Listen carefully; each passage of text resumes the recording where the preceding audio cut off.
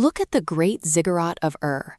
By 2004 BCE, the mud brick infrastructure surrounding this structure formed the apex administrative node of the Sumerian world. Ur functioned as a massive, bureaucratic engine directing the lives of tens of thousands of citizens. To sustain an urban population of that density, the city required a flawless logistical pipeline. Thousands of tons of barley, livestock, and raw materials had to flow continuously from the surrounding agricultural zones and tributary states directly into the city's storehouses. This network diagram illustrates the concept of geopolitical thermodynamics. The system is highly efficient, but mathematically fragile. By pulling all resources inward to a single massive central node, the state creates an enormous dependency. Ur became a single point of failure. When external pressure is applied to the perimeter of this system, the tributary lines degrade.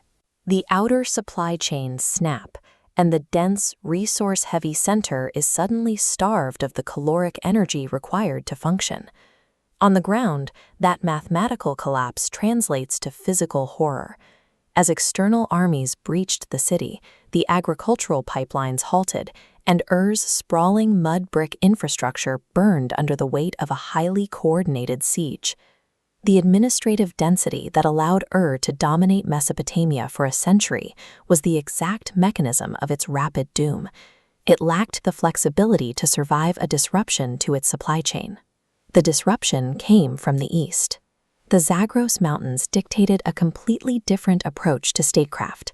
The harsh, vertical terrain made hyper-centralized cities like Ur impossible to build. Instead, the people of this region, specifically the Elamites of the Shamashki dynasty, organized as a decentralized mountain network. They operated as a coalition of distinct regional powers that could aggregate force when necessary and disperse when pressured. While Ur required a rigid, top-down hierarchy to distribute grain, the Elamite Confederation relied on tactical flexibility. If one node in their network was attacked, the others could survive independently. As Elamite forces advanced through the burning streets of Ur, they maintained a highly disciplined, grid-like formation. They moved as an expressionless, heavily armored vanguard executing a specific objective. Popular histories often frame the sack of an ancient city as a chaotic raid, driven by bloodlust and the desire for temporary plunder. The logistics of this invasion contradict that narrative. The Elamites conducted a systematic audit of Ur. They targeted the storehouses, disassembled the administrative centers, and liquidated the economic infrastructure that allowed the city to project power. The Elamite military crossed the border to dismantle the functional hardware of the Mesopotamian state. They were there to ensure Ur could never rebuild its network. The liquidation culminated inside the pitch-black, claustrophobic inner sanctum of the Great Ziggurat. When Elamite shock troops breached these heavy wooden doors, they targeted the city's core operating system. This diagram outlines the foundational axiom of Mesopotamian statecraft. The city did not legally belong to the human king. It was the physical property of its patron deity, positioned at the absolute apex of the hierarchy.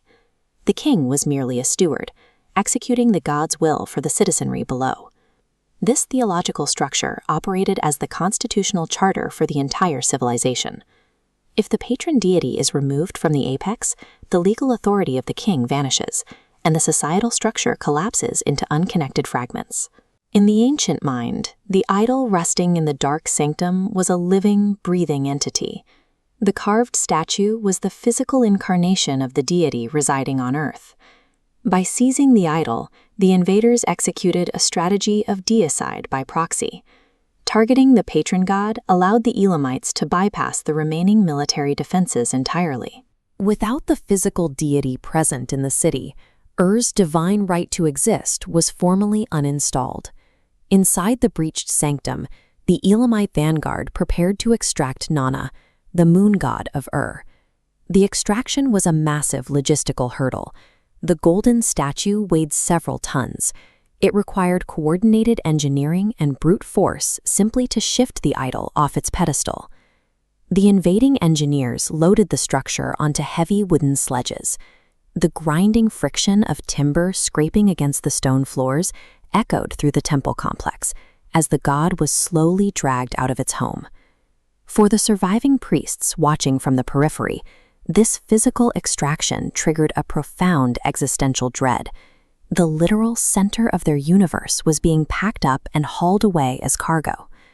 To understand the severity of this action today, imagine a hostile military breaching a capital, stealing the nation's entire gold reserve, and physically shredding its constitution simultaneously. As the sledges emerged into the smoke-filled streets, the psychological payload hit the populace. Their ultimate protector was now a hostage of a foreign power. The bureaucratic cascade failure began instantly. Agricultural yields were delivered to the temple as sacrifices. With the god gone, the entity required to receive the taxes no longer existed. Without those sacrifices entering the temple storehouses, the grain redistribution system ceased. Laborers could not be compensated, and the civic economy halted entirely. Defeating the Mesopotamian military secured the perimeter. Physically extracting Nanna murdered the Mesopotamian reality. 8 centuries later, around 1200 BCE, we see this strategy scale to an industrial level. The focal point of this ideological warfare shifts from the ruins of the Lowlands to the Elamite capital of Susa. The kings of the newly established Shutrikid dynasty realized that erasing a rival state required more than extracting an idol. They perfected the methodology of cultural liquidation. This is the top of the Code of Hammurabi Stele. The Elamites expanded their extraction targets to include foundational legal documents. To claim this artifact, logistics teams dragged a 4-ton pillar of solid diorite out of Babylon, across the plains and up steep mountain passes. This is the victory stele of Naram Sin. By capturing symbols of military supremacy, the Elamites provided physical evidence that these legendary conquerors were conquerable.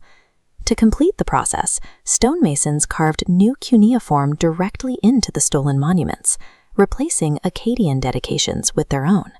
These multi-ton monuments were then hauled into the temple courtyards of Susa.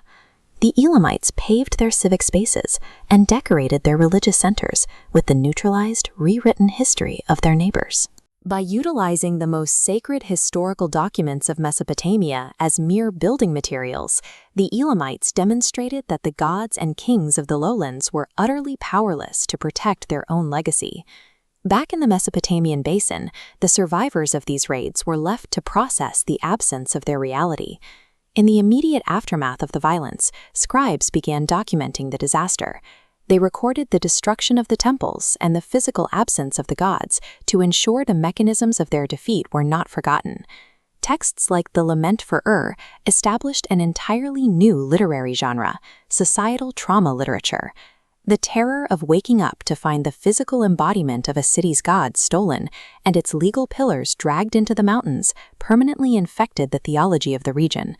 Later empires built their defenses and shaped their worldview around this specific religious anxiety.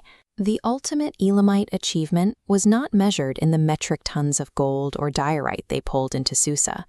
Their legacy was ensuring that the apex civilization of the Bronze Age would forever be haunted by the predators in the mountains.